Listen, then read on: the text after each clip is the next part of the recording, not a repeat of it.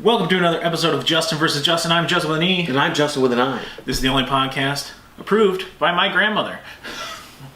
This week we're sponsored by Camp Crystal Lake. Summer's coming up. The kids want to go to camp. Camp Crystal Lake. They're slashing prices. It's unbelievable. Check them out. Camp Crystal Lake. I hear there's reduced rates on Saturday the 14th. There is. I wonder why. That's when camp cleans out, actually. Yeah, cleans out. Yeah, and it's newly remodeled. Yeah, that is true. Yeah. So Here they hired some new counselors. Yeah.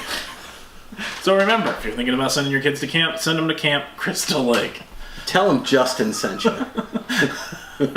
All right. Shh, shh, shh. What the?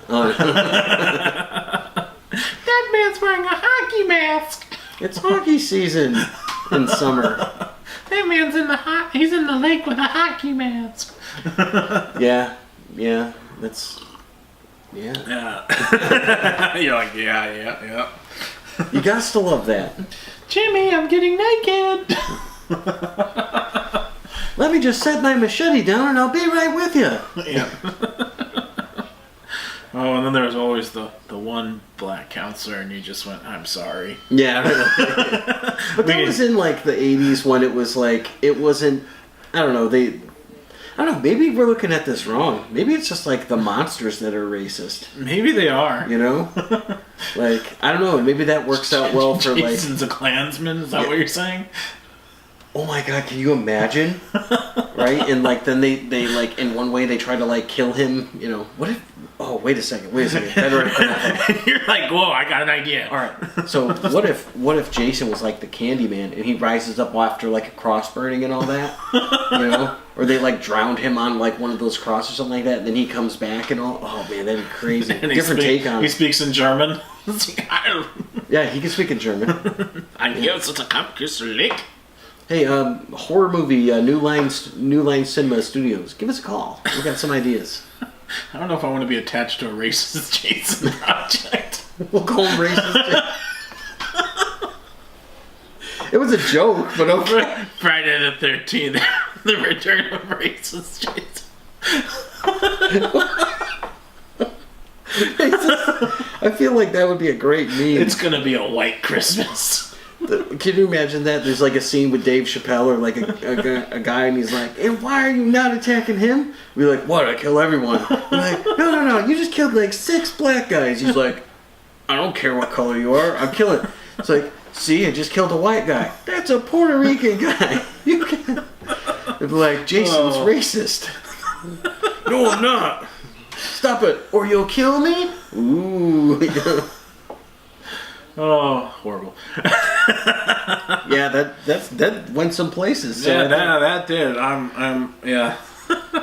Well, Justen with an I.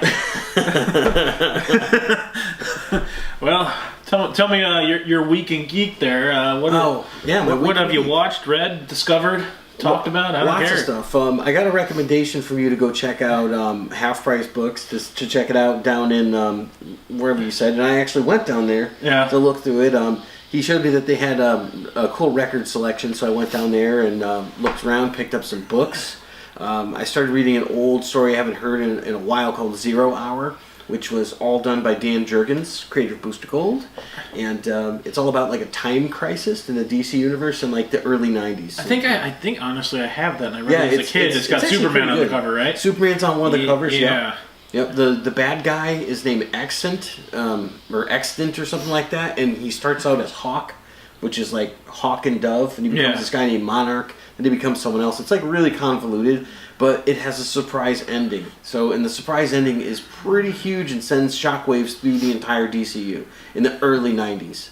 So it was kind of like a big deal. Yeah, I'm gonna have to refresh that because I haven't read that since I was a kid. I remember the 0 Hour because I do have I own the one with the Superman cover. Well, they did issue 0 for like a whole bunch. Yeah. Like I just gave my friend James like the Aquaman 0. Yeah. You know, I remember having the Batman 0 and like all those. I actually have like a little statue, like a little pewter statue with Batman, and it has like Batman 0 on the cover. So, but that was cool. So I picked that up. It was like $7. I'm like, that's awesome. I too. I went to Half Price and I got Night of the Living Deadpool. Oh, very cool. Great one. I got the Justice League Volume 1. The new 52 one. Yep. Where they pretty much based that animated movie Justice League War on that. Yeah. And I like it because Hal Jordan breaks his arm fighting Darkseid. Like, Darkseid just beats the piss out of him. Yeah. You know? I just like how in like all the frames it's like Batman like I'll do this, and they're like, shut up, you don't have any special powers. Yeah, exactly. That's kind of where they got like some of the lines from like, what's your superpower? I'm rich. Yeah. You know, it's like there. I agree. Yeah, so I picked that up, and then I also picked up Batman Black and White. Volume 1. Very nice. I've had that for a long time, man. That is a good book. It is, and I wanted to reread it. I used to have the full series. Now I only have Volume 3, so I picked up Volume 1. The Bruce Timm one is amazing. Yeah. Mike Mignola, the guy that did Hellboy, his stuff is really good. Brian Boland is in that, the guy that did the Killing Joke art. Yeah. Yeah, that is pretty cool. Yeah, Killing Joke was a great one. Yeah. I mean, that's a classic. I'm interested in this Deadpool one that you got. What'd you get? World War Deadpool? No, Night of the Living Deadpool. Night of the Living Deadpool, okay. Have you never heard of this one or read it? Or? I have been, like I like Deadpool well enough. Yeah. I was into, like, early Deadpool. I thought he was cool. And then it's like he exploded in popularity, and I'm like, well, I kind of just, it wasn't my niche. Yeah. So, I always like the character, still do. But I wasn't like, oh, I'm an avid reader of Deadpool. Yeah, I've never been either. I saw this one, and just because the name of it, because I like horror movies and stuff, so I was like, oh, I'll give it a whirl. And it's actually a really good read. It's like Walking Dead meets Deadpool. Is Zombie Deadpool's head in it? Zombie Deadpool is different. He's still dressed as Deadpool and he eats people, but then he regenerates. But the twist is after he kind of attacked everybody, and the zombies attack him and all that kind of stuff, they turn into Deadpools. That is hilarious. So all the zombies who attack him get his regenerative powers, and then completely all turn into Deadpools. Wow. So at the end of the movie, or at the end of the book, it's just a whole army of Deadpools. Wow. That's like a World War Wendigo when I was reading that one. That was pretty cool. Yeah, the great part of the Night of the Living Deadpool is he slices off a bunch of old ladies' heads. That sounds great. I mean, they're not dead. They're not zombies either. They're just crazy old ladies. And you killed Zombie Flanders. He was a zombie. Exactly. Yeah. I'm interested that they have a book coming out, and I think it's actually coming out tomorrow. It's a comic, and it's Choose Your Own Adventure Deadpool. Okay. So, and I'm going to get this because it is where you turn the page and you make a decision about what Deadpool's going to do. Like, do you want Deadpool to kiss Domino? Turn to page 11. Do you want Deadpool to shoot himself in the head? I used to love those 3 books as like a kid. Yeah, exactly. They had I just got like the box. It was like the boxcar children like started that. Wasn't it something like that? Yeah. Yeah, and there were so many of those. But that's going to be really neat to see where that goes with Deadpool. Kind of open it up to a whole new thing. And what a gimmick, because you don't even really need to write. Well, the great thing about that is you can read it multiple times and you can get a different story every time. True. Yeah. So it's good for multiple reads. Yeah, I would agree. I think it's going to be cool. And with something like that and the movie that's coming out this weekend, which I'm going to be going to see, and, it's rare to get me out on, like, the day of something coming out, but, I'm going to be going to see that with the lady friend. Ooh, it's a lady. Yeah. We're going to go check out some Deadpool. I hope Tim Meadows is in it. That would make it better. Yeah. Man, who would Tim Meadows play? He could just play the ladies' man. I think it would fit him perfect. Hey, Deadpool. Yeah, so I'm looking forward to Deadpool 2's coming out this Friday. It's gonna be pretty good. Yeah, I was thinking about myself. Tomorrow's Thursday. I was thinking about going to check it out on Thursday. They're releasing it? Yeah, nice. The Crystal Lake one up here has a 10 o'clock showing. What? Oh no. Camp Crystal Lake. Yeah. I think there is a camp too, isn't there? Just have to be a camp. There is a lake. I don't know if there's a camp there. Yeah, is that the lake outside? No, that's lake. That's different. It's different town. There's a lake outside, guys. So yeah. That's just my big pool. Oh, do you swim in that? No. That's where we get our water from. You're rich. You have a lake. It's just a kiddie pool I buried in the ground. Oh, that made me think of Francis, who had that really big, Mr. Francis is taking his bath, in the Pee-wee's Big Adventure. Yeah. And it's, Francis. Yeah, that was great. That was awesome. So besides your comic finds and all that, the reason that you went to Half Price, I sent you a picture of a album for the original Batman the original series. Batman. Yeah, I was contemplating picking it up myself just because it would make a cool wall thing to hang up. Yeah, I'm going back to that particular location because they have tons of stuff, and I went and I'm like, the fact that I got out under $40 was great. Yeah. And I'm like, I literally put back like 4 books, and I'm like, no, I have to say the graphic novel selection is fantastic. The comic book selection there's actually really good. It's weird. I'm not looking for any comics right now. Like I kind of got out of the whole collecting thing, and the subscribers tell me if you're still collecting, what do you look for? Are you looking for old stuff, signed stuff, graded stuff? What's the kind of stuff that you're people collecting now?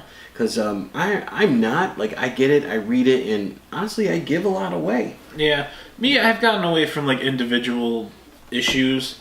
I like the full volumes now where you got multiple issues in one. So it's like binge watching. You can just keep reading through. So that's really all I look for. I don't go for individuals anymore. I'm not really into collecting. Do you have, like, a section of, like, books? Like, you've got, like, a little library going? Yeah, I definitely do. I love it. I've got like a full bookcase. I just started another bookcase, and I'm like, yes. See, that's what I'm into now because I like having the stories where it's like I can go back and read Batman: The Long Halloween if I want, and then I could read Dark Victory afterwards, and then I could go on and read like Infinity War. See, that's what I like. I like the full volume of like I just want to read this, and like and they do go in popularity too because now that Avengers came out. I got Infinity Gauntlet. I wanted to go back to the original one, the original Thanos versus the Avengers. But it got so pricey because of popularity. I don't even know that it's that good, to be honest with you. I've read a couple of pages, and it doesn't seem as great as the later ones. The Silver Surfer one was really good. It's like Surfer Quest or something like that. It was like the story right before the Infinity Gauntlet and before like Thanos Quest and all that. That was really good. Yeah, I just wanted to kind of go in series. So I'm like, because I started in the middle. So I'm like, I want to go back, start at the beginning, and then go through the whole series again. Well, he's a deep character, and I feel like the best story that I read about Thanos was Thanos Quest. And then there's another book called Infinity, which was really good. I mean, he literally bitch slaps, what's his name, Gladiator through a portal. And Gladiator is essentially Marvel's Superman character, who is purple with a giant purple mohawk, right? But he's Superman. He's an alien. He protects the Shi'ar Empire. And Thanos is like, I gotta get rid of this guy quick. So he literally just backhands him through a portal and gets him out of there. While he's fighting all these other creatures like Black Bolt and Rom the Space Knight and stuff. And it's like, it's pretty crazy. So it was pretty awesome. It was pretty awesome. Yeah. But no, I'm into the big volume books now. Not individual issues. I did that with like Daredevil. Like I'll read like a lot of the Daredevils in like an omnibus or something. But I'm like, if I like a character, I kind of want to absorb, like, I feel you on the Thanos, like, I want to absorb, like, everything, so I got to go back and read, like, issue 233, and people are like, did anything happen? I'm like, oh, yeah. It's like, well, what happened? He's in the courtroom, they're about to adjourn, and looks like he's gonna win the case. So, it's not super compelling and everything, but it's like, all right, so then he fights like the Gladiator afterwards, like a different guy with like buzz saws on his wrists. So besides comic shopping there, or should that is what I do most of the time. That is what I do completely and utterly with all my free time. Well, sometimes I action figure shop, but hey, there's some cool places, but sadly, Toys R Us is closing. Yeah, I did stop at Toys R Us, and there was really not much of a discount on anything. So they still had some cool stuff. It's like, I'm not going to open my wallet for any of this stuff because there's just nothing going on. I got Negan here, and that was the last thing. I went back. They still had the Iron Man thing that I've been looking at, but it's still only 30% off. And Is it the helmet? No, they got an old, vintage-looking Iron Man. Oh, statue. I know what you're talking about. Yeah, and next to the Spider-Gwen or the Deadpool. This one, well, mine is next to Harley Quinn. There's a little Harley Quinn doll, and then Deadshot's next to him. Oh, cool. I picked up Deadshot, and I looked at him, but I'm like, no. I mean, I think we can both agree that pretty much Deadshot was the best thing about Suicide Squad. Yeah, I can agree with that. Well, it's Will Smith. He raps happy. Yeah. No, that's. I mean, you're true. I mean, if that's the secret, then it's like that explains why I also liked Young MC and he raps happy. Like Ray Parker Jr. I'm trying to think. Was Heavy D and the boys, were they happy rappers? I think all early rap was pretty upbeat and happy, and then not Grandmaster Flash, man. Well, it wasn't until NWO and stuff started coming. Well, NWO was the New World Order. Yeah. NWO. Oh yeah, NWA. Yeah. Wow. Whatever. NW something. Well, were you into watching wrestling back in the day? No. Okay, because NWO was the whole thing. Yeah. Too sweet. NWA, sorry, Dr. Dre fans and Tupac and Biggie and Suge Knight, not Sugar. I think you've pretty much you've hit all the high notes there. So that'd be like me talking about country music. It'd be like Garth Brooks and. See, I grew up in the country, so I know all that. Straight George and those people. Cowboy Troy. I don't know. Cowboy Troy was later. That was Hick Hop. Hick Hop. Is that like Bubba Sparks? Kinda. It was country music mixed with hip hop. Okay. It didn't last long. Okay. So, what's his name? Tim, not Meadows. McGraw. Yeah. Tim McGraw, right? So he did that because he did like several songs like that. Well, the ones he did with Nelly is a little different. It's not okay. That's a collab. Yeah, that's a collab, and there's rap and country, but it's not like fused together in the same. Oh, as my friend would say, a feature. Yeah. There you go. Okay. I get it. Yeah, I mean, I'm hip. He got married to Faith Hill. He's a lucky man. Okay. Yeah. He's like, I don't remember who she is, but I know who she is. Yeah, she sang a song, and I could never remember if it was her or Shania Twain. So Faith Hill is the blonde hottie. So what I did not do this week was listen to country music. Clearly. No, I did not. So I did a fair bit of reading, as we discussed, but I went back to watch a movie. I went back to watch the original Alien. Ooh. And I kind of loved it. How can you not love it? I mean, it's a classic. Like I think that I forgot more about the movie than I had remembered, and especially after watching like Predators again, after doing like our Predator show and all that, it's like just going back and watching the original Alien, and I'm like, this was a really good movie. Oh yeah, Ridley Scott's amazing. And I have to admit, part of it is because of the whole the plot from Infinity War. Yeah. So I'm like, all right, I want to see this, and I watched it. I'm like, yeah, this movie's pretty good. I'm like, Bilbo Baggins is in it, and Tom Skerritt. I want to see a picture of me and Skerritt. Sigourney Weaver's in it, and like the mom from like so many movies. I don't know. Yeah. She was in it. And an orange cat. An orange tabby cat. Yeah. Yeah, but I mean, I love Alien. Don't get me wrong. I love the whole franchise is good. As we discussed. Yeah, we kind of talked about it. Yeah, like Aliens is probably better. I love Aliens. I'm Aliens. Sure it's Bill Paxton. Come on, he's game over, man. Game over. He's Hicks, right? Yeah. No, Hicks is He's Murtaugh. I can never remember his name. He was in a ton of movies. I gotta look this up now. You look up Hicks. It's because he was in a bunch of movies in the 80s, but he was never like a prominent role. Yeah. So Hicks was Michael Bell. Oh, Michael Bane, dude. Yeah. You know who Michael Bane was? He was in Terminator. Yeah, Terminator. Yeah. See, like I said, I can picture him in like a bunch of movies in the 80s. I just can never remember his name. Michael Bane was awesome. Oh yeah, he was in Tombstone too. Oh yeah, he was the He played Ringo. Yeah. Johnny Ringo. The bad guy. Yeah. Bill Paxton played Hudson. Oh, okay, Hudson, yeah. I just remember, like, when the action figures came out in the 90s, they were, like, showing all these things, and I'm like, dude, Aliens action figures are cool. They were, like, weird, and they'd be, like, shaped like this, and it's like, and put Ripley in the power loader. Oh, I had the power loader. Did you really? I did. Wow, you must have really liked Alien. I loved Aliens as a kid. Like I said, I liked the first one. The second one... That and Predator, I was obsessed with as a child. I could see that, yeah. So I had all the toys. You never bought the Predator action figure. I had them for the you did? The little ones, yeah. I had them. Oh, yeah. I got you, yeah. Yeah, the kids version. Okay. I didn't get the big adult ones when I was a kid, but I got the kids versions. My buddy Todd, shout out to Todd, had this giant PVC plastic Predator that was about this big, and he had the disc, and he had like the big spear and all that. Like, dude, that's so crazy. Super detailed. Mask comes off, but it was like the consistency of like a child's bank that you would put stuff in. But it's like you pick it up, it was textured, it had scales, he had the dreadlocks and everything. He had the knives, the 2 knives that came out. The Wolverine claws. I'm like, oh man, that was so cool. Yeah, no, I'd love to have one. I mean, if anybody wants to send me one, I'm more than welcome to take it.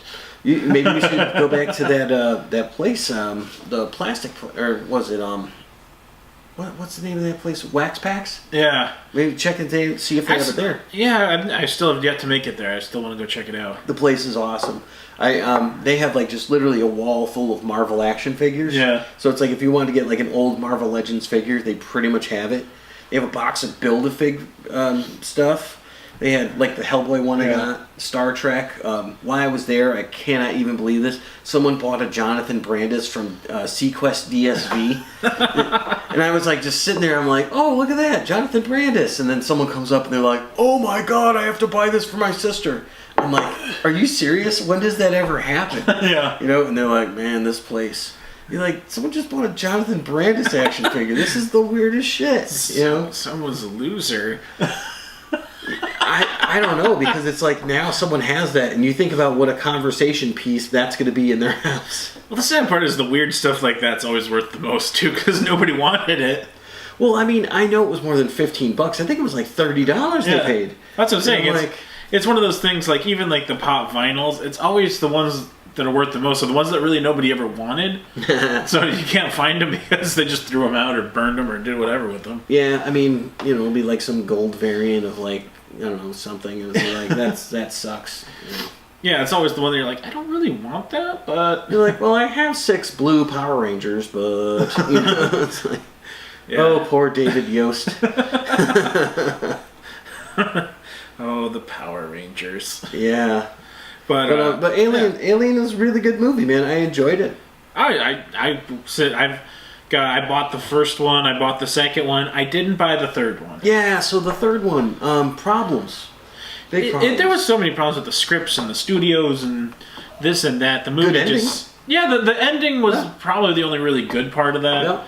The rest of the movie, it's not horrible, but it's not really like a Aliens movie that I want to watch over and over again. Yeah, no, I absolutely agree, and it was funny because I was never a show of like TV's Rock, Charles S. Dutton, and he was like a huge character in this, and I'm like, but he annoys me, It's like he's so like, oh, everybody's doing everything wrong, and I'm like, oh, like just is that all he does is complain? You're not Carl Winslow, shut up. Yeah, seriously, because dude, we forgot Carl Winslow. He has an excellent mustache. Yeah, we totally did. Hey, Steve. Yeah. Did I do that? Steve! All right, but I digress. So, I feel like we've fleshed out the mustache thing, so we'll get back to that. But Alien 3, not great. I mean, some cool stuff. I feel like they got to a point where it's like Alien, and then Aliens, and then at Alien 3 we went bad, and then we kind of got slightly better.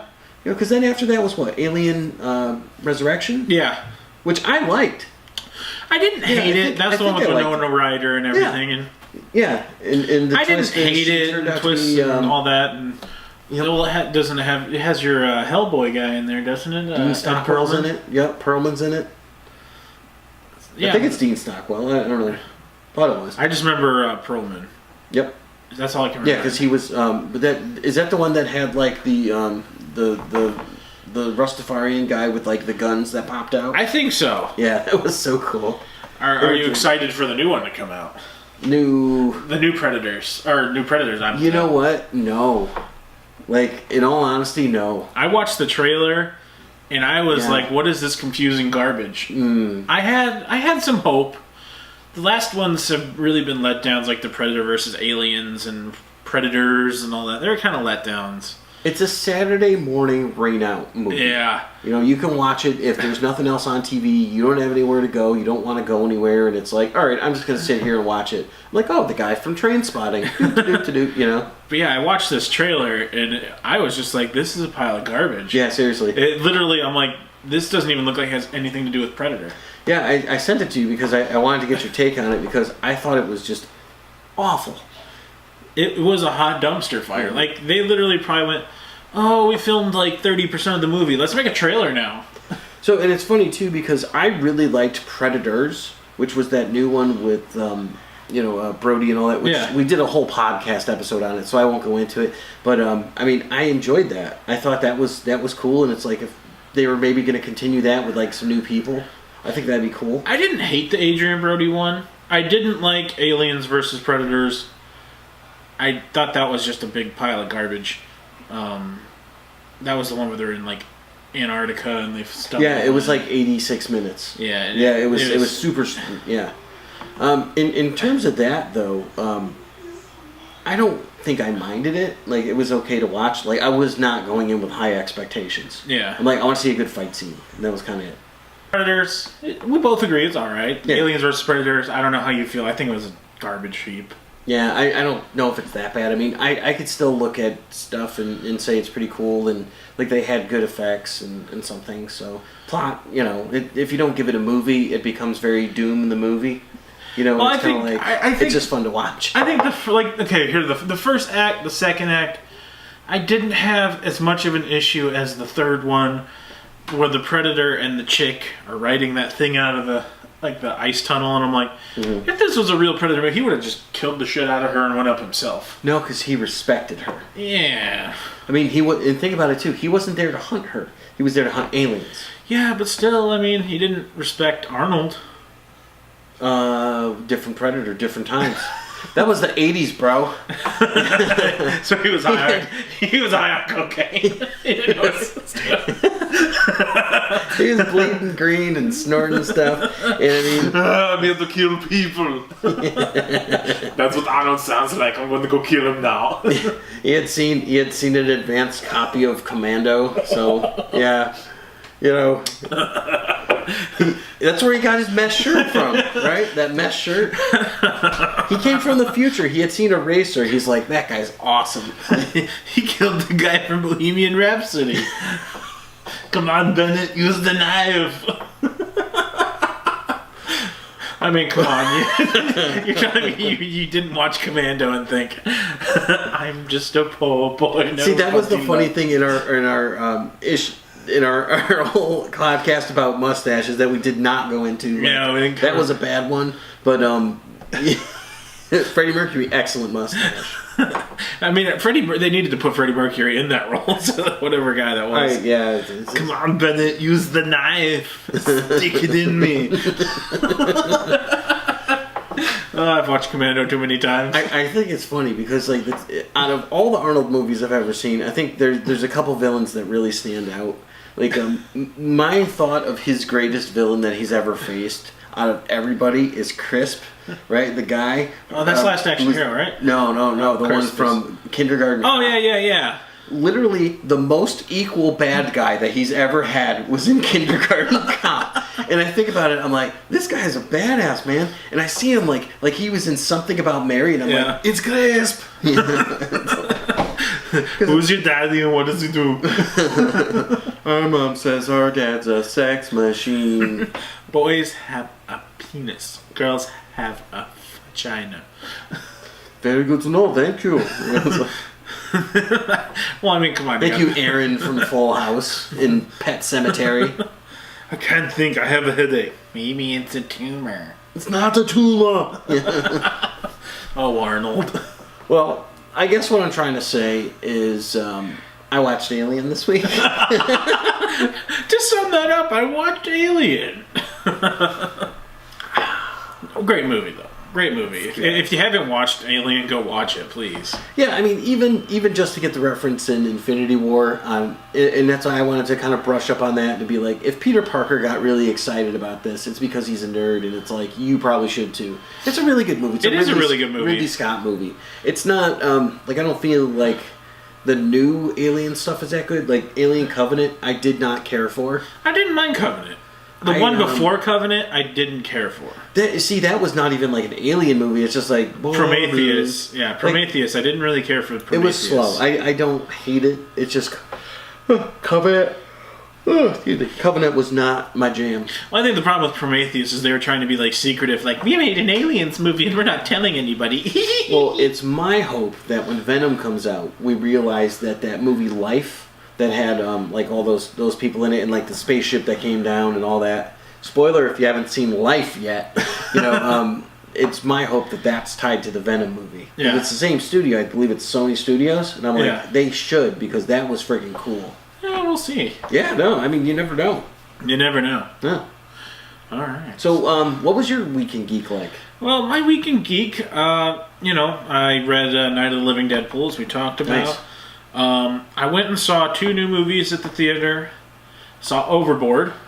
I saw the remake. That's a choice. Went in thinking, I was bored. I just I got Movie Pass. Thank you, Movie Pass. $9.99 a month if you haven't gotten it. I haven't gotten it. Well, they for a while they did away with the unlimited a month. They brought it back. So if you haven't gotten Movie Pass, it's not a paid promotion. Sign up for it. Yeah, I should totally get that. Yeah, I mean, you hear a bunch of stuff like they're going to close and all that. I read today that's not true. They are going to stay open. So get it. $9.99 a month. Are they doing well as a company? They're having some financial issues, and it makes sense because I'm like, I don't know how you're making money. You're charging me $9.99 a month. And I'm going to see 6 movies a month. It's like Pied Piper. Yeah, it's like those guys when he goes and he orders like so many pizzas to put that company out of business. It's the same exact thing. Yeah, it is probably exactly. It is exactly the same. Yeah. So I don't see too many movies then. I don't see it, but I've seen 6 movies so far in a month. I only had it for a month. But yeah, I saw the remake of Overboard, which I went in thinking, watching the trailer, like this is going to be a dumpster fire of a movie. It's going to be horrible. Mm-hmm. I even told the guy when I was getting my ticket, I was like, one ticket to see Overboard. He was like, I've heard it's not so bad. He's like, I haven't seen it myself, but from what I heard, it's not that horrible. And honestly, when I watched it, I didn't hate it. I was actually kind of entertained. Did you maybe have like some good popcorn or something, or no? I was at Regal. It's not good popcorn. Yeah, AMC has the best. But no, I watched it. It actually had some funny parts. Kind of made me laugh. It's by no means like I'm gonna go run out and buy it or possibly watch it again. But if you got some time and you just want to kill and you want to take maybe the lady friend to a movie, it's not a bad choice. It's more wholesome than the original one, as far as that goes. My answer to that is I would rather stay home and watch The Jerk. That's a good movie. Yeah, it's a good movie. But, not horrible. On the other hand, I saw the new release this week, Life of the Party, with Melissa McCarthy. Yeah, that one's... I figured that one would be more funnier than Overboard. Sadly, I was mistaken. Yep. That movie, horrible. If you follow us on Instagram... You saw I gave grades to these movies. I gave Overboard a C+. Okay. So it's average, middle-of-the-road movie. Perfectly entertaining, all that. The Life of the Party, I gave a D+. Wow. Because it's very predictable. I think I chuckled at maybe 2 parts. There was no part where I was like, oh, that's funny. So who's in this movie besides Melissa McCarthy? Melissa McCarthy and, oddly enough, Jin Yang. from It does picture a hot dog. Hot dog? No hot dog. But sadly, you see him in the movie, I'm picturing Jin Yang's voice, but he's talking normal. I can't. I can't. Every time he came on screen, I'm like, I can't watch you, because I'm... Yeah, exactly. Like, hot dog? I want access to my crisper. And no hot dog.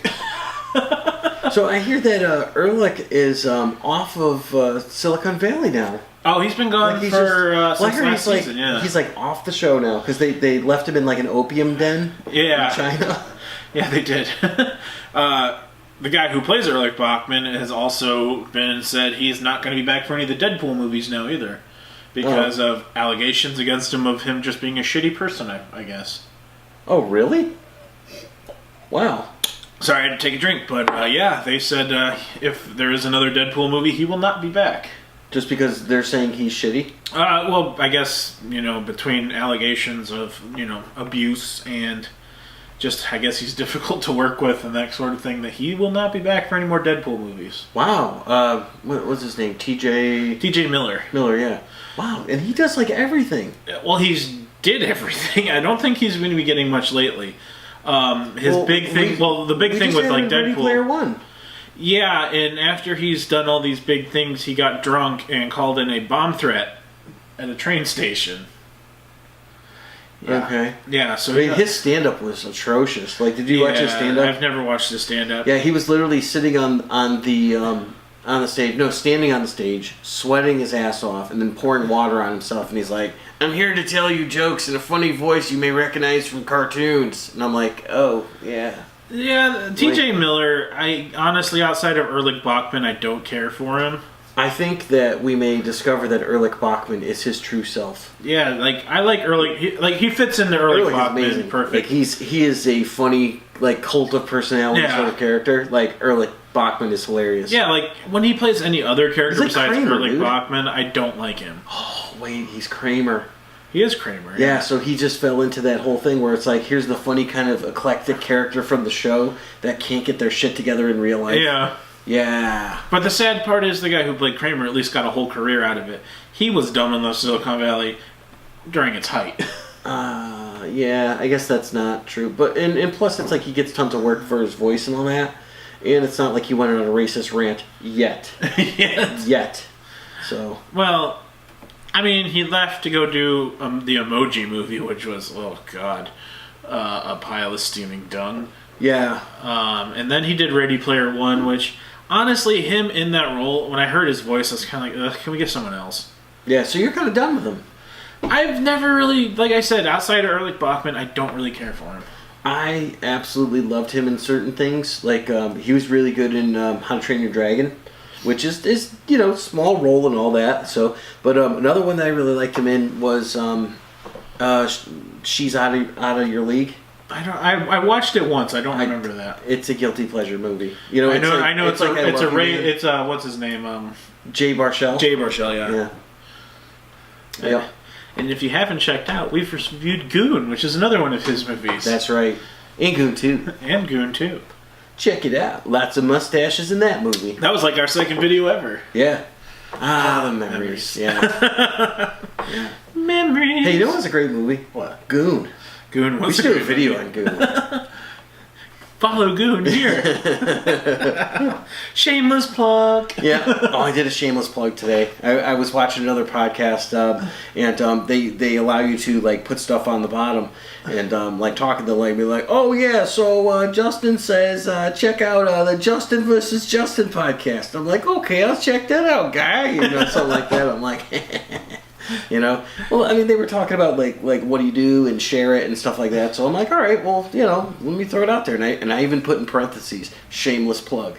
And he read it, and I'm like, you're not supposed to read the part that's in parentheses, dude. It's classic stage direction. Am I right? Yeah. It's giving you direction. Yeah, exactly. What do you know? So movie was not good. Life of the Party, horrible. Melissa McCarthy, if you stumble upon our little humble podcast one day, or if someone that works for you stumbles upon it, stop making movies with your husband. Simple. You're not funny when you work with him. Is that a thing? Yeah? Yeah. I know you said he's in all of them. He's in all her movies. But the thing is, as far as writing and directing, they did this one, and they did Tammy, and they did one other one, and they're all horrible. Stop. I think it was The Boss. Yeah. The Boss was at least tolerable. I didn't hate The Boss. I didn't love it, but I didn't hate it. Tammy, I couldn't even stomach through the whole movie. I think I turned it off halfway through. Life of the Party, if it wasn't free at the movie theater, I don't know. if I would have ever saw it. I'm just going to sit back here and feel a little superior to you right now. Because I have seen none of those movies. Yeah. I did not like. I think I'm more of a cinephile than you, but you can see it to tell me of like what schwa. See, I loved Bridesmaids. Like Bridesmaids was hilarious. I did not like Bridesmaids. Oh, see, I loved Bridesmaids. And the only parts of Bridesmaids that I actually liked were the Melissa McCarthy parts. She was great in that. And like when she like took all the dogs home, she's like, I may have overextended myself a bit, and it's like that was the part of the movie that made me laugh harder than anything. Melissa McCarthy is a great comedian. I'm not saying that she's not funny. She was also great in St. Vincent. In St. Vincent, Spy. Spy was good. She was great in that. I said, she's great in roles that are not written by her husband. What's that? Stop working with your husband. You know what's funny too? I'm going to throw this out there, but the Hangover Part 3. I thought that was some amazing screen chemistry that she had with Zach Galifianakis. Yeah, that was hilarious. And I'm like I said, she's funny. I don't deny that she's funny. I'm not saying she's a horrible actress. I think she's funny in certain roles, and definitely there's a lot of them. She's been good on Saturday Night Live. And all the roles that she's good at were not written by her husband. Okay, fair enough. Fair enough. That's like Adam Sandler movies where it's like, okay, someone said you should make a movie called Sandy Wexler. No. Well, he's just doing that now because Netflix gave him like $96 million to make 5 movies. I'd turn out garbage too. Well, I mean that's the thing. Every once in a while, you'll find like a real polished turd in there, and like I think one week or was it a week of or something like that. That was really good. The Ridiculous one where, Six, not good. I didn't mind Do-over, the Ridiculous Six. I liked. The Do-Over was all right. Yeah. Sandy Wexler was just. I prefer Jack and Jill over Sandy Wexler. Yeah. That's. Hey, is that the challenge? No, it's kidding. Which movie can you stop? Which Adam Sandler movie do you like least? We're gonna play both of them. Which one can you sit It's funny too because I actually did want to see Blended, but I've never seen it. I watched Blended. It's 50 First Dates, but without the amnesia. I'm kind of okay with that, and I feel like it would be good. Honestly, the chemistry between Adam Sandler and Drew Barrymore is actually very good when they're in movies together. And really the only weak part's the kids in the movie. Just get rid of them, be you and Drew Barrymore, There's some good Terry Crews stuff going on though in that movie. Yeah, like I said, the movie's okay. And by the way, does Terry Crews age? Because I don't think so. No. Like, there's not a discerning mark on that man's body that you could age him by or carbon date him. Maybe we need to make a list of actors who don't age. Selma Hayek. Yeah. I would still like to see her just like in Dusk Till Dawn or all those. Terry Crews. Yep, does not age. Who's another one that doesn't age? Paul Rudd. Yep. Robert Downey Jr. He did look older in this one. A little older, but his face, like if you see him in Civil War, right, and he's doing that whole thing like when he's a kid and all that, and he had kind of like a real skinny face. I will see that though, and I will raise you John Cusack. Yeah, John Cusack's one. Oh, I'll see that, and I'll raise you an Eddie Murphy. Wow, that may be even better than Terry Crews. He's another one that he looks the same as he did in the 80s. I'll give you a Tom Cruise because I feel like in the last 10 years he hasn't aged, but he has aged. Yeah, he's aged. Has he? I think it's more noticeable just because he fluctuates weight so much for his roles. Oh yeah. Let's see, who's another one that just hasn't aged? I know there's more. Dolly Parton. Dolly Parton. She looks the same as when I was a kid. Mm-hmm. Yep. No, that's true. Well, I don't know if anybody's ever looked at her face. Yeah. Yeah, when I was a kid, I figured out I liked boobs early. Yeah. Jenny McCarthy. Oh, yeah, I guess. Yeah, the cousin of Melissa McCarthy. So we're getting a Wahlburgers. Yeah, I heard we're getting one. I'm excited. Say hello to your mother. Not even in downtown Chicago. We're getting one in the suburbs. It's going to be in St. Charles? Yeah. That's fantastic news. I know, you live right there, so. I do. I live up the street. Like, literally. You're going to be at Wahlburgers all the time. Donnie, get over here. Donnie. Yeah. Adam Sandler, he's kind of hasn't aged much. Yeah, I think you're right. In this last movie, they aged him. You could tell, like, because he was playing like the aged father and all that. But yeah, I mean, on his stuff, Like, I would go all the way back to, like, bedtime stories and say he looks identical. You want to know who... Okay, I'll raise you the king of all people who thinking about who doesn't age. Leonardo DiCaprio. Yeah. And I'd have to say second. I thought you were going to say Chris Rock, and I'm like, that would also work. Yeah, Chris Rock, Johnny Depp. Fuck Johnny Depp, man. That guy's an alien. Or something. I've come to this planet looking for intelligent life. Oops, I made a mistake. Steve Martin, because he looked like an old man in the 80s. Yeah, I guess that's true. My special purpose. He can't age because he's looked old forever. Now, I mean, this all came from the movies that you're watching, but it's like, I've seen people who have aged, like, terribly. Oh, yeah. And all that. Jim Carrey. Yeah, Jim Carrey. Dude, he looks like death. He's not looking good. Especially when he has, like, his big beard. Mickey Rourke. Oh, Mickey Rourke is weird looking. He's not aged well at all. He is just a weird looking dude. Well, that's because he got botched plastic surgery. Yeah. And then on top of that, he just great freaking actor though. He is. Yeah. And yeah. So sorry, Mickey. Jeff Bridges. Yeah. Jeff Bridges is aged, and he kind of looks like the dude now. He definitely aged. I love that when he talks, he actually talks like the dude. He's like, "Listen up, man. You're no longer wrong." He's definitely aged. I think there's a lot more that have aged than there are that haven't. Goldie Hawn has aged horribly. Yeah, I mean, I saw her in Snatched, and I was like, "Oh, Goldie Hawn, she is still funny, dude. She's really funny." See, the only problem I can't. She played I tried to watch like a straight man in that movie. I tried to watch Snatched. You are not an Amy Schumer fan, correct? I do not like Amy Schumer. I don't think she's funny in the slightest. I think she's... Well, first of all, here's my problem, too. I like stand-up, and I don't like comedians who steal people's jokes. And Amy Schumer is notorious for that. I mean, that's part of what a lot of people's problems are with her, but I think to hold that against her, it's... In terms of, like, the movie, and, like, I'm just...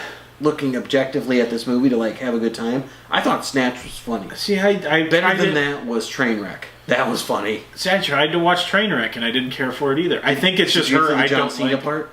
I did. Go team, go! There's no I in team. Oh, push ahead, yeah. I just think it's her. I just don't care for her. She's like one of those people. I understand that because we were talking about this with Will Ferrell and with Ben Stiller, where some people just don't have a taste for them. Yeah, people don't. I personally love both. I can watch movies with both of them in it. There's people who absolutely hate Ben Stiller. I feel like, it's like, okay, calm down on the night on the whatevers. Yeah, but even those, I find them entertaining. I don't know. But Amy Schumer, I can't get behind it. I just don't like it. I don't like her. I'm sorry. Hold it against me, people. That's fine. I don't think she's doing all that well lately anyway, so. Yeah, but she's a joke stealer. Like Carlos Mencia. Oh, he was a joke stealer? Yeah, Joe Rogan. If you ever get a chance, YouTube fights between Joe Rogan and Carlos Mencia. For a long time, Carlos Mencia, he hated it. Joe Rogan would follow him from set to set, sit in the back, and then confront him about stealing jokes. So just like roast him and all that? Oh yeah, he'd get up on stage right in his face and in front of the audience and all that stuff. Wow. He would just follow Carlos Mencia around, giving him a hard time about stealing jokes. So his show Mind of Mencia was pretty funny. I do not like the comedy of Joe Rogan. I don't either. I like Joe Rogan as a commentator for UFC. Yeah. And I mean, I know he gets into like a lot of conspiracy stuff and all that. It's like he's a deep guy. Oh, yeah. I didn't like him on news radio. I feel like he is the most aggressive comedian I've ever seen. Yeah, definitely. Like all he's going to do is get up there and like pound his chest and stuff like that. And I'm like, this is the worst comedian I've ever, one of them. I agree with you completely. He's not great. I don't. Yeah. If there's anything, I'm not going, I need to find a Joe Rogan comedy special.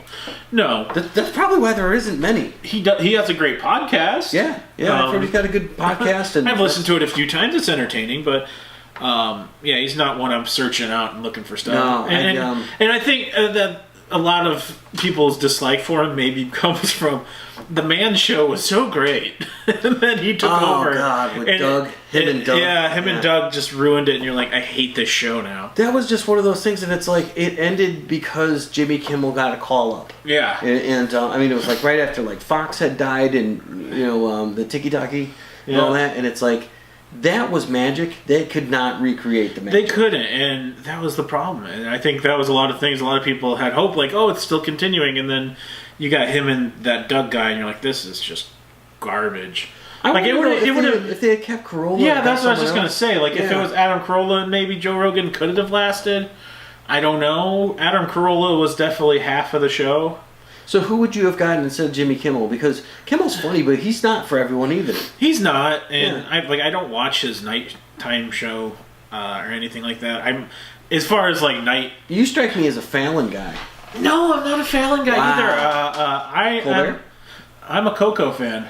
Yeah, Team Coco, man. Team Coco. I love his skits. I think they're great. Pizza Ghost, masturbating bear. Yeah. Did you ever see the one where they go him and James Franco's brother go on Tinder? Yes, I saw that. That was hilarious. And they have the raper van and everything. He's like, "You want to come in here?" And she's like, "Okay." You know the funniest thing about the end of that bit though is like I think he ended up with her at the end. Like I'm like, oh, they didn't end it. I'm like, I think he really went out with her. You know, it's like, okay, go Dave Franco. And I like Coco's when him and his producer. Yes. Those are always great. Yeah, he's really funny. Because he's just so straight-faced. So yeah, I'm a Team Coco person. If I watch any late night, my favorite, like I think Corden's good. Yeah. Like Corden is honest, like he's hit his niche and all that. And it's like the dude's popular, but literally no one will get me laughing like Craig Ferguson. Craig Ferguson was nuts. And that's because he's got the accent and he knows how to use it. He's talking about that. Would you like to touch my balls? It's like, what, you want to play my mouth? Well, and any female that came on the show, he was always talking sexually to them. He gave just like literally no fucks, and he was like, oh man, it was so funny. But see, in the Grand Battle of Hall, are you a Leno or Letterman fan? Yeah, I used to think I was a Letterman fan, but I respect the fact that he was one of the first people to call Trump a racist. I respect that because it's like whatever he does, like he called a spade. Whatever his politics were or anything before the other guy was in politics, he literally called it. So I respect that. I don't think he's that funny. I thought he was funny in the 90s, I guess, but I mean, I think I go back and I'm like, well, I liked him in Cabin Boy. You know? And Leno is just not funny. See, I found Leno funnier than Letterman. I found him just like very like, oh, he's like, yeah, I guess that's how you deliver a joke. I'm like, I find really none of them. Like out of all those guys, like I loved Conan. I'm like, oh, Conan's great. Conan is, and Colbert's great. You know, and Kimmel is funny, and Fallon is good because of his sketches and his writers. Because he has always had the worst delivery, where he's like, I'm gonna laugh at my joke. Hold on a second. Definitely. He's definitely I'm gonna laugh at my own joke person. I think that's why I don't really care for him, because it's like, when a joke's gonna come, he's like, exactly. Like I have something good and I'm gonna tell you, but I'm gonna laugh in my head. Fallon is like out of a lot of these guys, Fallon is one of the most supremely talented people. Oh yeah, as far as musically, writing, all that kind of stuff. Oh yeah, he has moments. So it's like Kimmel does this too, but Fallon will have like these moments when he does something that is just like it's fire. Yeah. You know, like Will Ferrell with the tight pants on. Yeah. Everybody's talking about my tight pants. I got my tight pants on. It's like, yeah, that's not necessarily Fallon doing that, but it's like he's doing the sketch. He's there with him, and that's kind of the magic of it. And I'm like, it's freaking fire, man. I mean, the only two things I've ever watched Kimmel for was. He had the long-running joke of Matt Damon and Ben Affleck's fighting and all that kind of stuff. I watched it for that, just because Ben Affleck and Matt Damon. It's not necessarily for Kimmel, but just for those two, and that was hilarious. I do like when the celebrities read tweets about themselves. Yeah. Like, have you seen the one where they're talking about the Super Bowl or the Patriots deflated balls and stuff, and they have like all the celebrities and. They have like Matt Damon. He's like, yeah, I'm the guy who deflated the balls. See, my kid cousin, he needed some air, so I just sucked a little bit of air out of every ball, and I put it into him, and I saved him. See, being a guy from New England and all that, I know like everybody in the country is like, oh, that was such a big thing, and I'd be like, dude, I'm like, it's punching up. Like football, it was punching up at a time where it's like this, and they didn't even need that. And they're like, oh, well, they're cheating. And I'd be like, dude, I could tell you this. Tom Brady goes in every night home to his beautiful wife and does not give a damn about footballs and their, he's another their person stuff who like doesn't that. age. So, yeah, he probably is. You know? He's an alien too. And my big take on this is why would they give Tom Brady, like the same suspension that they gave, not Ray Lewis, but who was it?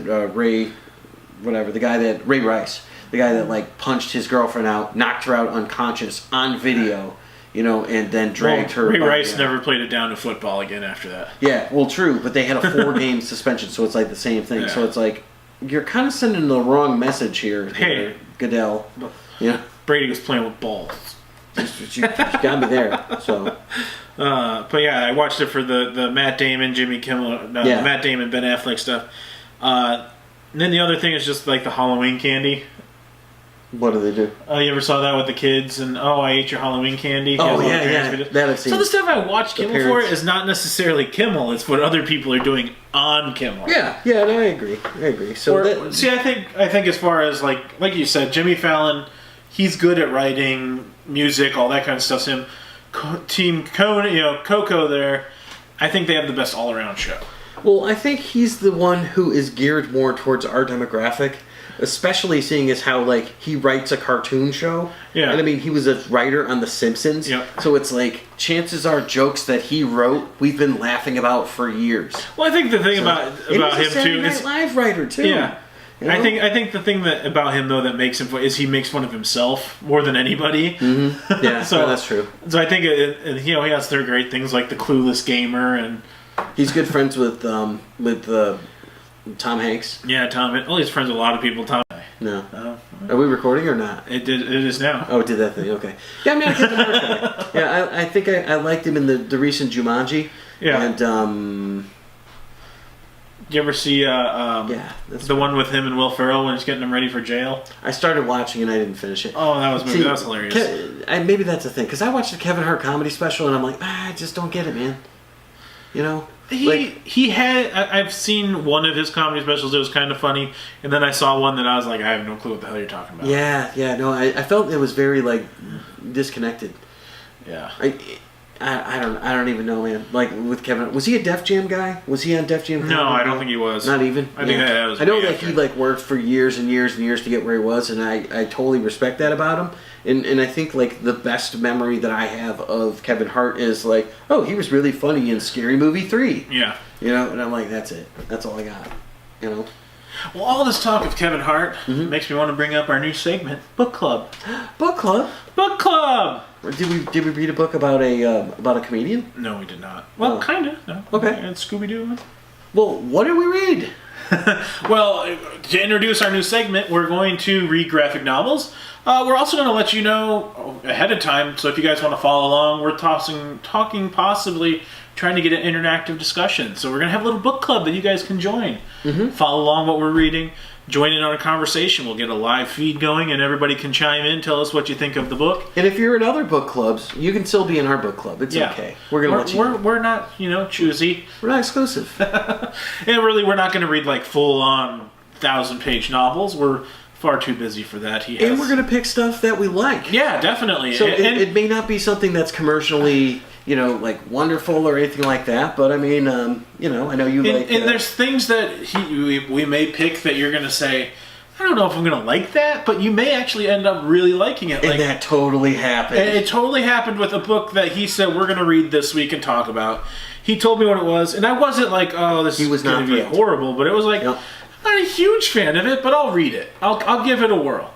And I ended up loving it. Yeah, and actually now I'm like, I can't wait. We got to finish it. Yeah, I got to finish the whole series. I think they're up to what, issue 45 or something? I'll look it up. Like that. So should I tell them what it is? Go for it. All right, so we started out with 2 titles. So as you know, we're big fans of Batman. So we started out with one, which is a 12-issue miniseries called Bane Conquest, which has been out for about maybe a year or two or something like that. Yeah, it came out in 2016. 2016, I believe. So it's going back and forth. The cool thing about this book is that it is bringing Bane back to basics, back to when it originally started. He was created by Chuck Dixon, and I think he's actually drawing or writing this. He is actually writing this. Yeah, he's writing this. Who's the other?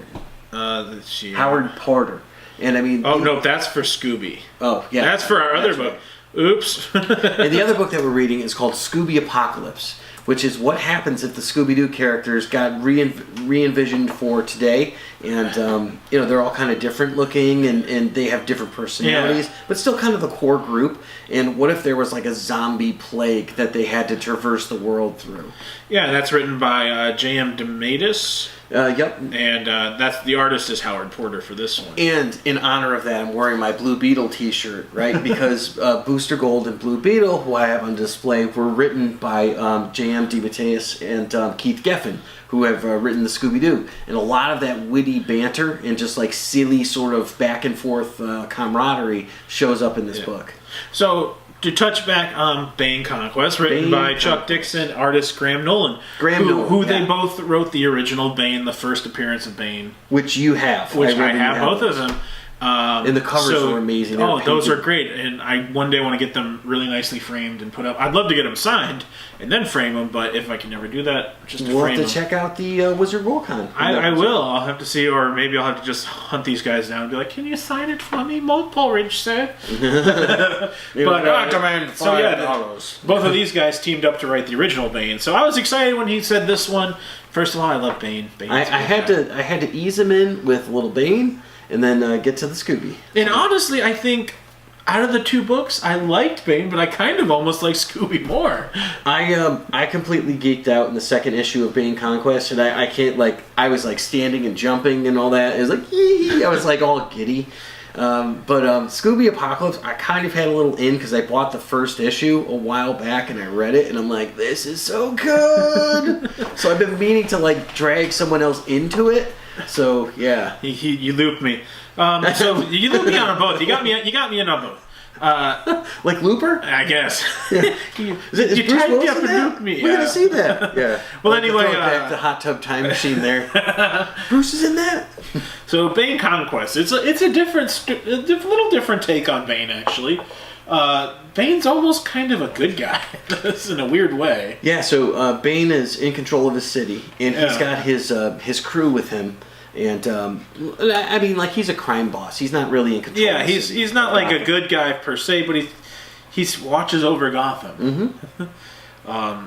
So yeah, I mean, it came out in 2017. And you remember his crew? He's got Bird, who was basically kind of like his right hand guy, who had a bird. But the cool thing is now Bird has a drone instead of a bird. Yeah, and you named it? Yeah, he named it. No, that frame. You named it? Well, you named something else. Oh yeah. So then that was Trogg, right? And Trogg was just kind of like a troglodyte, cave dweller, looked like a Neanderthal. And then there was Zombie, who they say is like a dead guy. Yeah. So he just kind of answers with, Yeah, exactly. in the original Batman Knight's Quest and Nightfall and all that, they had a guy named Film Freak who used to pretend to be different characters from movies. He's like, oh, I'm going to go be Travis from Taxi Driver. Or I'm going to go be De Niro from Cape Fear right now. He's in Bane, and this guy's name is Film Freak, so you can edit that in. And oh, okay, yeah, sorry, we can totally cut that in. Yeah, so seamless transition. Seamless. All right. So Bane's got his crew from Santa Priscilla, where he was, and they're trying to figure out what's going on. They're looking for this big shipment of guns or some shit. And they're like, oh, Bane, play it easy. We got heat signatures. And then you see Bane charging in and just beating the living crap out of everybody. And they're like, okay. That's what he does. Yep. They're like, our boss. But he's looking and he finds out that there's this terrorist and he's got a weird name. You remember what his name was? The Damocles or something? I think it was Damocles. It's something like that. I'll look it up real quick. Yeah, because I'll try to find one that has it in there. It shouldn't be too long. But yeah, it's it's Damocles or Damocles. Damocles. If you were to spell that out. Yeah, well, if you watch the Rocky Horror Picture Show, the sword of Damocles is hanging over my head. Yeah. Please continue. That was delightful. That's all I got. Yeah. I don't know any more of that song. So. So yeah, no, it's great. You totally geeked out over issue number 2. Dude, I have to because I have an absolute soft spot. So, one of my big things is when Bane goes to prison and he gets picked up by Damocles and like just handily beaten and all that, hand to hand, venom gets plucked out and all that shit. So, he gets sent to prison and Bane, like if you know this character, he does not like being in prison because he was raised in the dark. He was born in the dark. Yes. And they kind of show flashbacks to and it seemed like he was almost raped in the dark. Yeah, well, it seemed like it until like he pulled a shank out of his teddy bear and shanked someone, in the shower. And it just shows it's like, Bane's a survivor. He ain't going in for that. But when you get there and then you realize who is there with him, but undercover Bruce Wayne. He doesn't go by Bruce. Yeah, he not going by Wayne. He's like, no names.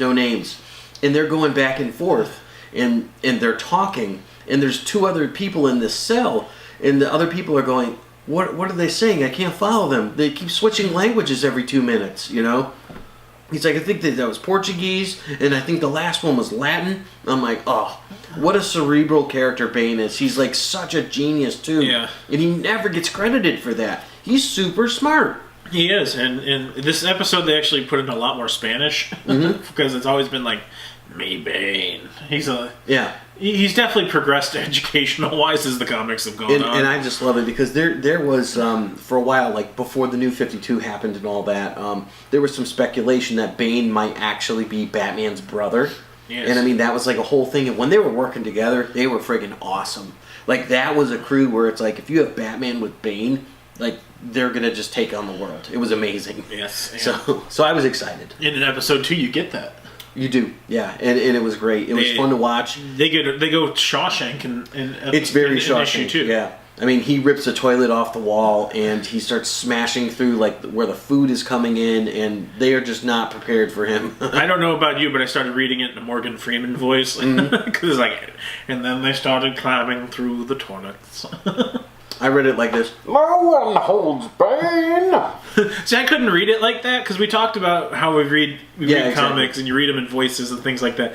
I couldn't because there's a lot more Spanish to it. Like when I first picked it up and I did read it, I naturally was like, I was born in the dark. But as it went on, I was more like, una das noches. It's like doesn't really work. Now, do you know who does the voice of Bane most of the time now? I can't think of his name now. Rocco's Modern Life. Carlos Alazraqui. Yes. So if you watch Reno 911, the little guy with the gray hair, and the glasses and all that, he's the one that does the voice of Bane most of the time. So I read something interesting. The new Suicide Squad that's coming out. Will we get Bane? What? Yeah, I read that as a possibility, and I said yes, please. So you're telling me that movie was so successful that they're making a sequel? Yes, Suicide Squad is getting a sequel. Will Slipknot be in it? I don't know. No, he will not. He's dead. Well, you never know. Are they going to dump the Leto or? No, unfortunately not. Oh, they're bringing him back. Yeah, they're still bringing him back. In Slipknot, 2 seconds. You never know. Maybe he lived past his 2-second debut. So, Will Smith is coming back, you think? Yes. As far as I read, everybody from the original cast is coming back. Well, that's a shame. I could do without the Enchantress. Yeah, the Enchantress. I wasn't a huge fan of Jared Leto. I just... If they said no Joker in this one, I'd be perfectly okay with that. Yeah, like they could be like... Even if they're like, there's no Harley Quinn in this, if I don't have to deal with Jared Leto, I'm okay with that. Mm-hmm. That's fair. Honestly, Will Smith could carry the whole movie by himself, and we'll throw a couple characters in there, and we'll call it a day. Oh, hell no. Yeah, that would. That's pretty interesting news to me because I didn't even know that was happening. So yeah, no, there's. Maybe we'll get some more pre-production. I don't think they've filmed it yet. I think it's set to film next year. There's also talk of Dwayne Johnson being in it. Was Black Adam? Yep. Doesn't make any damn sense. Black Adam. Oh, we have a villain. Let's throw him in there. I'll be like, dude, that's a magical villain. That's like way out of here. So yeah, it possibly could have him as Black Adam. But yeah, I saw somewhere there could be possibly Bane in it, and I said, I will watch that just for the simple fact Bane. All right, so we've been down this road before. So we've seen 2 different cinematic versions of Bane. Yes. What version of Bane or actor or anything like that, like what are you looking for in a movie version of Bane? I think, I am honestly, not looking Tom Hardy, so I'm just going to put that out there. Yeah. To me, so far, the 2 that we have, neither one is what I want. I would like kind of the charismaticness of the Tom Hardy one, because the first one was just a dumb idiot. The first one was more of the cartoon and comic level. Mm-hmm. If I could get a nice mesh of both of them, I think I would be happy. I've got a thought. Javier Bardem. No Country for Old Men? Possibly. Yeah. I'm thinking that because he's got the voice. He just did the Pirates of the Caribbean. What? Well, he's in Marvel. Captain Jack Sparrow. You want to know who would do really good as Bane, but we can't get him because he's in the Marvel universe? Who? David Bautista. Well, I mean, he's thick like that, so... Like, Drax is almost kind of like the Bane character you want. I'm thinking that he doesn't have that range to hit. You know, like, maybe you could find someone else that's good, because I don't know that Bautista has that sort of range where he could be, like, didactic or, you know, like, really chew some scenery. Do you want your... beep, bop, bop, bop, bop. Yeah. I don't know. I mean, you'd definitely be looking for someone who's got some muscles and stuff like that, but that's not my main requirement for him. Actually, Dwayne Johnson would almost be good as Bane. Yeah, I think he could... I mean, instead of Black Adam, switch him to Bane, I think it would be better. He probably looks more like Black Adam, you know? Yeah, he does look more like Black Adam. Yeah. It's tough to pick someone that I could say... there's pretty much no shortage of wrestlers out there. So it'll be Josh Brolin. He's in everything. He is in everything. He's in everything. So Bane is... You've heard it... Thanos is going to be Bane, and he's just going to cross over. You're right. You're right. It's going to be Josh Brolin. He was also in No Country for Old Men. Yes, he was. So... Yeah, I would like to see them actually go with a Hispanic character to kind of give it that sort of flavor. And honestly, it's like we should be casting more characters like of different diversities. Yeah, definitely, especially when they're written that way. Yeah, I think like or if they change him and he becomes Asian. Well, sure. Let's be honest. The way Hollywood works and everything, we're going to get an African American female to play Bane. Yeah. Okay, yeah. Whatever, or Keira Knightley, Okoye. Yeah. Okoye, yeah, that'd be cool. Man, she'd be awesome. So yeah. Yeah, I mean, I think that's cool, and I'm glad to hear, like, that was news to me that a new Suicide Squad's coming out, because that's a guilty pleasure film. It is. It's not great, but it's like, I kind of liked it. So. Yeah. Okay, so moving on from one DC universe to another, brings us to Scooby-Doo. Yeah, it's called Scooby Apocalypse. Right, so this is a nanite technology has been unleashed on the entire world, right, by Velma, and Velma's working for these 4 big scientists, which we don't really get to see much of. You don't know much of them other than they're the 4. So Daphne Blake is kind of like a news expose sort of the best way to if you've ever watched Ghost Adventures. She's a Zach Bagans now. So kind of like that, yeah. Yeah. And Fred is her cameraman. And they're on a knitting channel. Oh, that makes sense. You didn't read that part? That they're on the knitting channel at like 3 a.m. and their only fans are old ladies, and Shaggy even makes wasn't that like a joke that it's like someone just left the TV on? Yeah. and Shaggy even makes the joke, my grandma's a huge fan because she can't change the channel. Yeah, exactly. And so Shaggy is someone that works for Velma, and he's a dog trainer. He's like a really good dog trainer. He's totally hipster. Yeah, so that's the thing. They really switched him up, and they gave him like the handlebar mustache and like a hipster beard. He's got tattoos. He's got tattoos everywhere. He is a total hipster instead of a hippie. Yeah, right? and they go for pizza, which has rice crust, and even Scoob's like, this isn't pizza. Yeah, pretty much. So, I mean, they're really having a lot of fun with making fun of hipster culture. Yeah. So, which I really kind of enjoy. Yes. And Fred's just kind of like a jockey douche guy. Yeah. And Daphne, she's clearly in love with Daphne, and Daphne's like totally friend zoned him. And it's great too because there's a series where he proposes marriage, after all the craziness happened. She says, "Not again." Yeah, exactly. And everyone's like, "Oh my God, did he?" And then like he does it all the time. Relax, guys. Yeah. And Scooby is actually a genetic experiment that allowed dogs to be super intelligent, and that's why he can talk. They're for the military, and Scooby's actually the low man on the totem pole. They were going to kill him in the very beginning.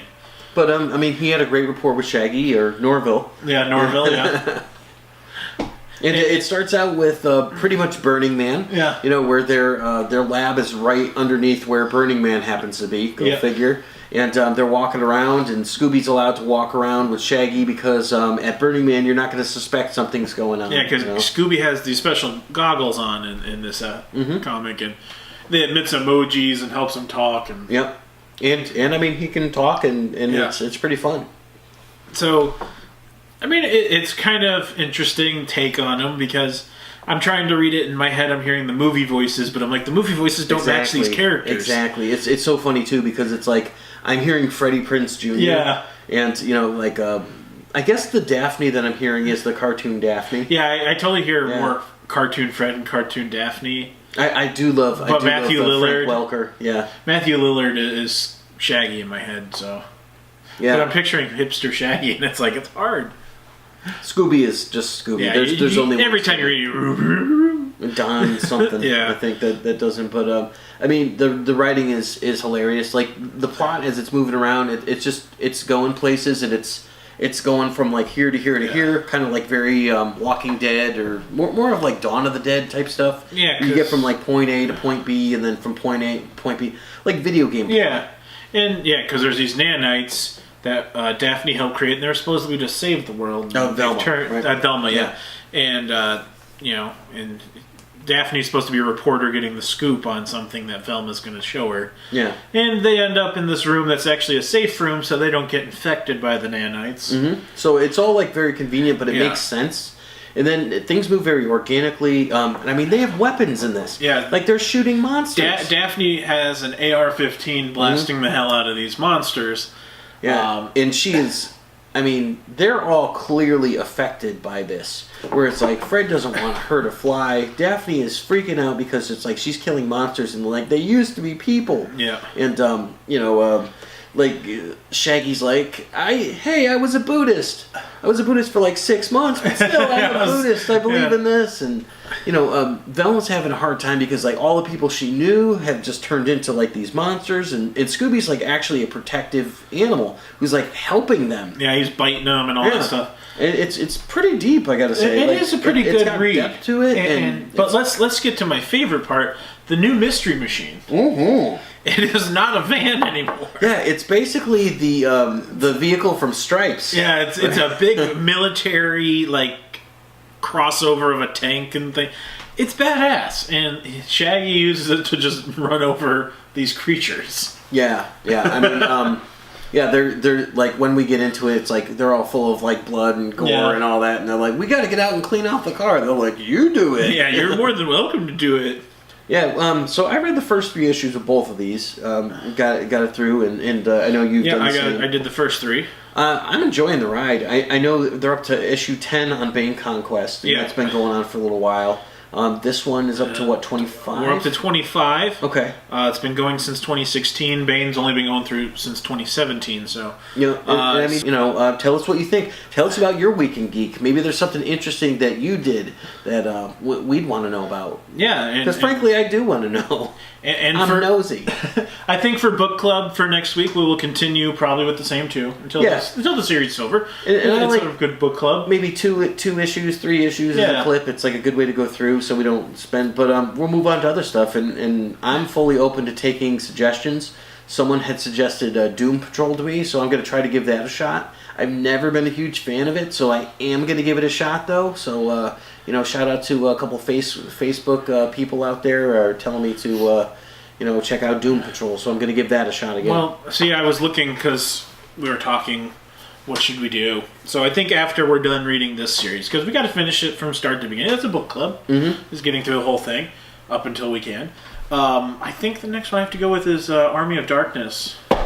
Army of Darkness or Army of Darkness versus something? No, it's Army of Darkness. Just regular the comic book? Yeah. there's like Army of Darkness also versus Marvel Zombies. Yeah, I saw that. There's also one where Ash gets hitched, and there's Army of Darkness versus Vampirella, which I have a copy of for you. So I haven't picked which one yet necessarily, but I think since it got canceled, I need some Ash in my life still. You so do. I mean, it's like I'm still torn up about that. Yeah, I can't say I blame you. So I mean that's pretty much the book club. That's the idea that we have. We're trying to see if you guys like it. If you want to do that, interact with us. Let us know. You can find us on Facebook. We're going to post a lot of stuff. Yeah, Instagram we post. Not so much the Twitter. I've been trying to do more on Twitter lately. Yeah. Mainly Facebook and Instagram. Follow us there. You'll find more information. But yeah, we're trying to introduce more comics into it because comics is a large part of what we do. They're part of the movies that we watch. And comics is like a huge part of my life, particularly. he writes a lot of reviews, so it just fits. Yeah, currently I'm reviewing a couple books. Daredevil, Marvel's Daredevil. I do Batman. I do Detective Comics. I do some of the Valiant stuff, which is Bloodshot Salvation, which is kind of cool. I just did Teenage Mutant Ninja Turtles and Batman #2. That was great. So some fun stuff. Yeah, so let us know what you think about book club. If you want to join the book club, you want to join the conversation, let us know. Yeah, exactly. Oh, and Green Lanterns, that's a fun book too. Oh yeah. So, definitely. There's a lot of good stuff. There's so much stuff we'll never run out. Yeah, really. I mean, you can always go back and be like, hey, you can. There's stuff. 1980s run of Power Pack. Be like, yeah. Maybe not. So, maybe not that one. Well, maybe, but anyway. So, let us know what you think about book club. If you think it's a good thing to continue, we'll keep going with it. If not, we just may keep it among ourselves. If you guys like it, we'll continue doing it. You're watching this, you're a geek too. Like, it's okay. Exactly. So, let your geek flag fly, brother. Exactly. Or sister. Hey, it's cool nowadays to be geek. It's chic to be geek, right? It is actually kind of. So then, getting back to one of the main things that we started this for, Justen versus Justen was based on the idea that we challenge each other. Yeah, we haven't challenged each other in a while. We haven't challenged in a little while. The last challenge, I lost. Go figure. We recorded another one. My horrible record keeping lost it somehow. Oh, we did, yeah. It ended up in the oblivion that is my computer hard drive. Yep. Unlabeled. And it's hard because all of them come as movie 1, 2, 3, 4, 5, 6, 7, 8, 9, 10. See, the last thing I remember is singing the Different Strokes theme song. So it never saw the light of day. Oh, that one didn't? I thought that one made it. Or maybe that one did. I think that one did. That was the Circuit City one. Okay, so I think that one did. Or something, or Block... No, that was after that. You know. So that was Riggs and Murtaugh. Yeah. Yeah. Man, I got creamed. It was like 3-1. Yeah. And I was the one.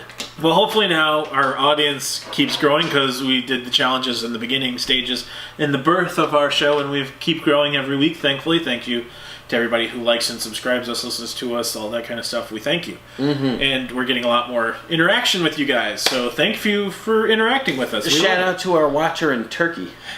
Yeah. Number one show. Number one show. Number one. No pee-pee touch.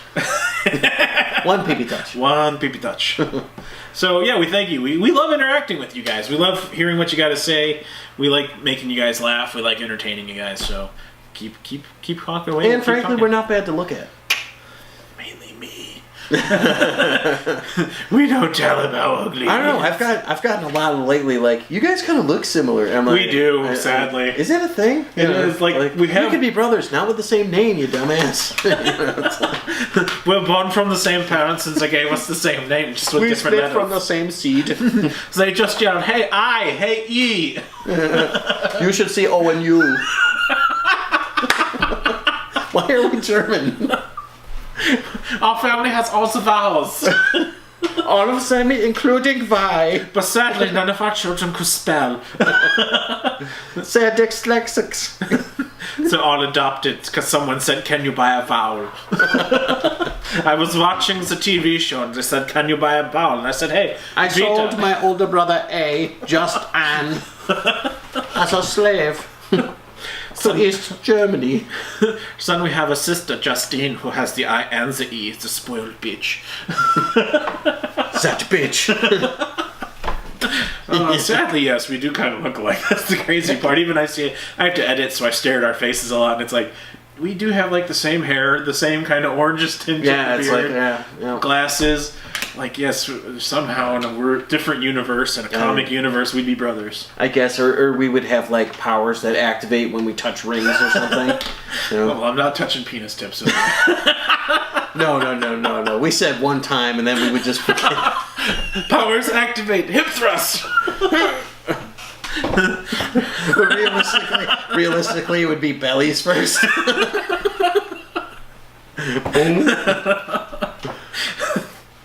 That's very sumo wrestler, isn't it? I'm just reading. If we should make a comic on our life. I'm just throwing down what you gave me, man. Deep in their divorce lair. Their divorced lair. Oh man. They used to have really nice layers, but the wives took them. Back on the wall is like a giant picture of Yukon Cornelius that's like signed. Go for the gold, or something like that. Yukon Cornelius in the Olympics. In our what is it? Our Holy Grail in like our Batcave like lair would be like Wayne's hat, from like Wayne's World, and God, what would we have? Like just like some we'd have an extensive collection of name tags and hairnets, yeah. The Mirthmobile. I'd have the mop from UHF. What's that? Oh, it's the Dark Crystal. Yeah. Oh, we would have some weird shit. There's going to be a statue of Skeletor, and Skeletor is the dog's name. Yes. We named the dog Skeletor. I said that like Bane, but really that was supposed to be. All right, back to the challenge because we're getting way off topic. I really want to write this. I really want to write this comic deep in their divorced land. Our wives took our better layer. We'll be the X's. The power goes out. Sorry, alimony was due. We'll be the X-Men, like that. So EX. Yeah, exactly. So yeah. We should write this. I'm not seeing a downside. So deep in the divorce layer, which is a studio apartment. Yes. In a bad neighborhood. We have to share a twin bed. No, we sleep back to back. Even worse, we share a fold-out couch. Oh, yeah, it's got a big bar in the middle. It's like it's always sunny. It's a bed that comes down from the wall. Ew. So we have more space for activities. Yeah, that's right. You can't open the door when the bed's down. It's like we eat ramen and SpaghettiOs. Pretty much, and like dry Cheerios and shit. God damn, all we can afford is basic cable. yeah, because we don't spend money on food. It's less sad than funny. I mean, really. These are stories of life. Write us if that has happened to you. So no, don't. I don't. So we were talking about our challenge, and our last video that we did was all on mustaches and our mustachio faces. With the mustache, who do you think has the greatest mustache? So we mentioned a couple of our favorites and all that. We've excluded a couple. We did forget some over time. You forget. We definitely have. So this challenge is going to be we're going to pick who our favorites are to go against you for the challenge. So mine versus you. So yes, because we made a list of our top mustaches, and there's other mustaches, and there's glorious ones.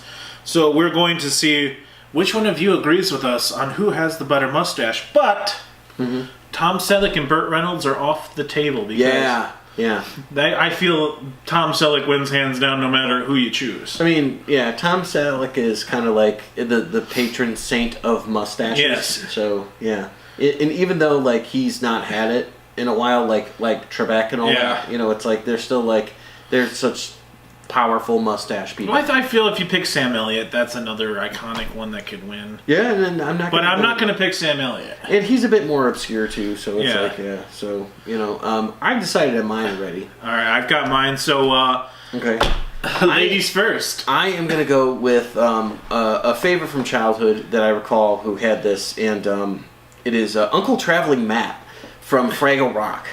So he has his mustache, and I feel like it really distinguishes him from all the other Fraggles, and I feel that is my choice. I have to go with a man who I look up to, a man who I admire. Because he's tall? He's not very tall. He's very good at woodworking. For that, I go with Ron Swanson. Oh, damn, that's not fair. Okay. Do you want me to choose again? Yes! All right, I'll choose again because Ron Swanson. Cool Jazz. I thought we were going to leave him on the table with Sam Elliott. Oh, what's it? Fine, I pick Duke Bert. Silver. Yeah. Okay, so I'll repick my mustache. Okay. I got to think about it now because Ron Swanson is who I look up to. I was going to say I could go with one we talked about just a little bit ago in the podcast, Carl Winslow. That's a good one too. It's not, It's can I pick Danny Glover? Obviously. Okay, I'm going Danny Glover. Okay, so Getting Uncle too Traveling Matt versus Danny Glover, and yeah. I'm getting too old for this shit. The prize is a hug from Terry Crews. I will take the hug. I would take the hug too. I would tell him while I'm hugging him, can you bounce your pecs? He'd be like, do. What was it like filming White Chicks, Mr. Crews? He'd be like, it was amazing. Idiocracy was good. So. He's a PC gamer, surprisingly. He built his own computer. Terry Crews? Yeah. I'm not surprised by anything that man does. He is, amazing. He was in the NFL. Yep, that's true too. Yeah, he played for the San Diego if Chargers. you think about someone who does that much bodybuilding and stuff like that, it's like the fact that he has this laser focus and like intelligence and all that to do that, it's like, yeah, it does not shock me. Like, the man seems absolutely amazing. Oh, yeah. Look for him in Deadpool 2, coming out Friday. Well, I think that's going to wrap us up because we don't want to bore you guys. Unless you like us and you keep telling us, hey, make them longer. But we try to keep them around an hour. Try to keep it for your commute to work, your commute home, or if you just want to hear our sweet, you're listening on the voice. train, you're listening on the bus, you're listening in the back of your mama's car. Or if you're listening while you're making sweet love to your wife. If you are, then you're so cool because I don't think I could do that. She's like, talk nerdy to me. Well, I don't know much, so I'm going to put on Justen versus Justen. I feel like that's a good thing. So yeah, we may not know all the actors' names and stuff like that. You may not be very talented or good. or good looking or, We may not have good hygiene or be good looking. Or be good with people. Pretty much. And I may live in a van down by the river. Well, it's more of a lake. It's true. It's a van. I couldn't afford to live with the river. Yeah. Sweet unicorn mural on the side, though. All right. That's my divorce layer. Where we last left our hero. Divorce layer coming to you. So When we last left our hero, broken and divorced.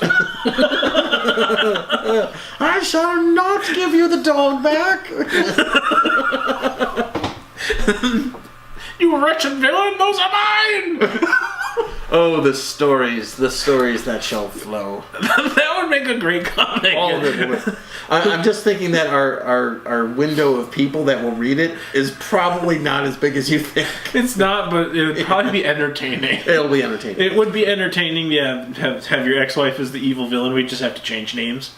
Well, I mean, it's not entertaining in real life. Well, anybody who knows us knows what we're talking about. I'm like, I would certainly find real life more entertaining. Yeah, if I was like, damn you, Dr. M. Everybody's like, oh, I know who that is. That was my Walking Dead collection, you bitch. I describe them as the C word. Wait, maybe we're the villains. No, I'm just kidding. Well, it depends on who you talk to. If you talk to my ex-wife, I am the villain. If you talk to me, she's the villain. I am definitely the villain in Pauly Shore's story. So you don't like Pauly Shore. Yeah. Well, I mean, I like his movies, but I don't like him as a person. When it comes to me and Macy Gray, I picture Negan in a Macy Gray concert. Yeah, you've got a man on for Macy Gray. That's don't like her. Yeah. I don't much care for the woman. Nah, that's fine. I'd find her morals weak. And her hips not childbearing. I knew you were going there. Well, anyway. Tune in next week where we bash Macy Gray. So that's every week. Be sure to check us out on Facebook. You can check us out on Instagram. You can see us on iHeartRadio. Well, you can't see us on iHeartRadio. You can hear us, but you can't see us. Check us out on YouTube. Hit the subscribe button. Hit the notifications so you know every time we post something. Tell your friends, share our videos, and pay attention because you might learn something. Follow our hilarious memes on Facebook and Instagram. Follow us on Twitter. Wow! Beep, bop, bop, bop, bop. Yeah, because we'll constantly reference them. And yes. Who knows? We got some big things coming. Maybe we'll have a contest or two. And eventually we'd like to get some fans on here. So yeah, definitely. We forgot something. We've been forgetting something in the last couple episodes. Star Wars. Did I mention Star Wars? Han Solo's coming out. A solo story. I'm sure we'll have a review on that, but Star Wars. Yeah. And I bet you that one will get 4,000 views.